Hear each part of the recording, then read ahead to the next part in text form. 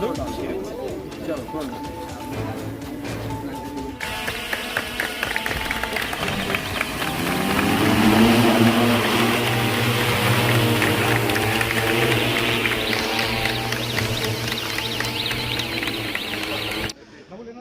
NH1 news देख रहे हैं आप और मैं हूं हिमांशु शर्मा। श्री माता वैष्णो देवी का त्रिकूट पर्वत और वहां पर लहराते पेड़, लेकिन अब जहां पर श्री माता वैष्णो देवी श्राइन बोर्ड के अधिकारी नहीं पहुंच सकते, उस 20% एरिया की सीडिंग एरियल तरीके से की जाएगी, यानी ड्रोन का इस्तेमाल किया जाएगा उस 20% एरिया को सीडिंग करने के लिए, ताकि उस डिग्रेडेड एरिया में भी हरियाली आ सके। आप अपनी स्क्रीन पर ये ड्रोन देख सकते हैं, प्राइम UAV की तरफ से ये ड्रोन, जिसकी 10 किलोग्राम की कैपेसिटी है सीड्स उठाने की, और 15 मिनट तक ये फ्लाइट भर सकता है। और त्रिकूट पर्वत पर ये उन पहाड़ियों तक जाएगा जहां पर आज तक इंसान नहीं पहुंच पाया, और वहां पर हरियाली बिल्कुल भी नहीं है। मैं आपको बताता चलूं कि 8 साल के लिए ये प्रोग्राम फिक्स किया गया है, जहां पर अलग अलग क्षेत्रों में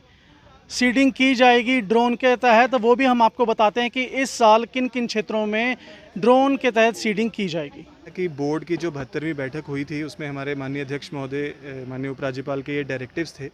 कि अफॉरेस्टेशन की गतिविधियों को और बेहतर और टेक्नोलॉजी ड्रिवन बनाने की हमें ज़रूरत है, और एरियल डिस्पर्सर ऑफ सीड्स को कोशिश करे, उसी दिशा में आगे बढ़े। तो उसी के लिए फॉरेस्ट की हमारी टीम ने एक सर्वे किया कि विश्व भर में, पूरे देश भर में कौन सी ऐसी टेक्नोलॉजीज़ हैं और कहाँ पर सक्सेसफुली यूज़ हो रही हैं। तो ऐसा मालूम पाया गया कि गुजरात के अंदर काफ़ी इनिशिएटिव्स ड्रोन टेक्नोलॉजी के माध्यम से लिए गए हैं सीड डिस्पर्सल के,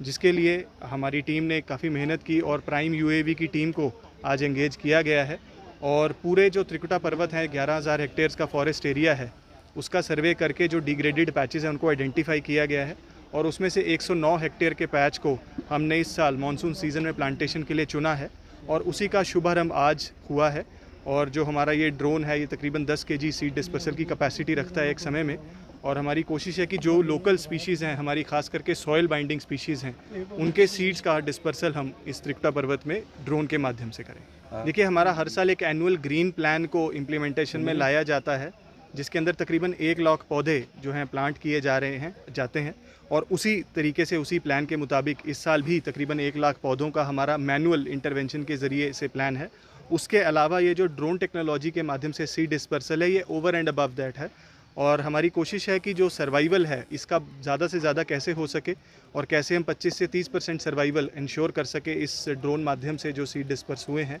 उसके ऊपर हमारा ख़ास फोकस है। और इसकी रेगुलर मॉनिटरिंग भी ड्रोन के माध्यम से ही की जाएगी कि किस तरीके से उन पैचेस को, जिसको हमने टेकअप किया है, कैसे 6 महीने, साल, 2 साल, annual, year on year basis, किस तरीके से उस जो डिग्रेडेड पैचेस हैं उसके अंदर अफॉरेस्टेशन हुआ है। Sir, on record Shri Mata Vaishno Devi shrine board ने अभी तक कितने पौधे त्रिकुटा पर्वत में, जहाँ जो एरिया आप लोगों के पास है, वहाँ लगाए? देखिए, अगर मैं पिछले 9 या 10 साल के डेटा की बात करूं तो तकरीबन 17 लाख पौधों का जो ट्रांसप्लांटेशन हमारी नर्सरी से त्रिकुटा पर्वत पर हुआ है,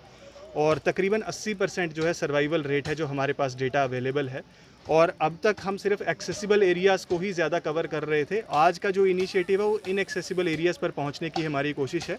जिसके लिए पहले हेलीकॉप्टर सर्वे एक डिटेल किया गया था, और जिसके अंदर विभिन्न पैचेस आइडेंटिफाई किए गए हैं, और एक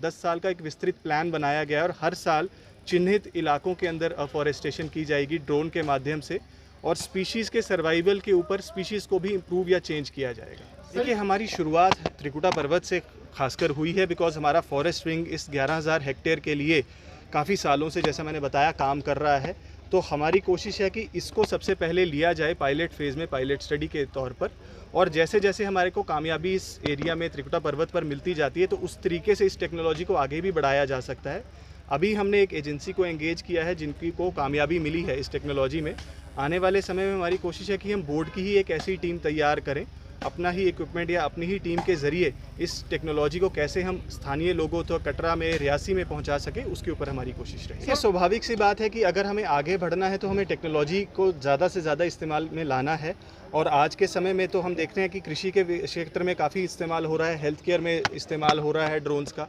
तो एग्रीकल्चर या फॉरेस्ट्री में भी किस तरीके से इसको और आगे बढ़ाएं, यही बोर्ड की हमेशा प्रयास रहा है। और पर्यावरण संरक्षण में तो बहुत सारे टेक्नोलॉजी ड्रिवन इंटरवेंशंस बोर्ड की तरफ से पहले भी लिए गए हैं। उसी दिशा में एक और एक नया कदम है जिसके अंदर हम ड्रोन के ज़रिए ये सीड डिस्पर्सल को शुरू कर रहे हैं। सर, सीड डिस्पर्सिंग टेक्नोलॉजी जो ड्रोन के द्वारा आप यूज़ कर रहे हैं, क्या इससे एनिमल्स डिस्टर्बेंस कम होगी, जो अक्सर होती होगी कभी जब ह्यूमन इंटरफेरेंस होती है?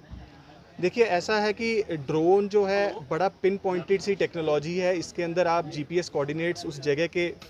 जो हैं फीड करते हैं और बड़े प्रिसाइज लोकेशंस के साथ ड्रोन उसी जगह पे जाकर इंटरवीन करता है। तो मैं समझता हूँ हमेशा एफिशिएंसी हमेशा ही बढ़ती है और कोई भी और किस्म का जो इंटरफेरेंस है या इंटरवेंशन है वो इससे कम होता है। तो मैं समझता हूँ सबसे ज़्यादा इफेक्टिव माध्यम आज के समय में टेक्नोलॉजी द्वारा जो है ये बताया गया है और इसी को इस्तेमाल में लाने की बोर्ड की कोशिश है।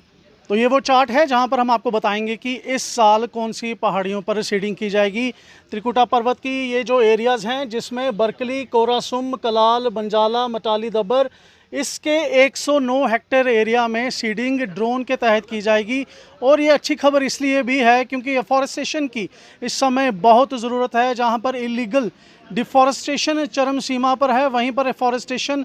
चाहे वो प्राइवेटली हो या फिर गवर्नमेंट सेक्टर या फिर श्री माता वैष्णो देवी श्राइन बोर्ड की तरफ से ये बहुत ही ज़रूरी है। और ख़ासकर उस डिग्रेडेड एरिया के लिए जहां पर इंसान का पहुंचना मुश्किल है, वहां ड्रोन के थ्रू अब सीडिंग की जाएगी।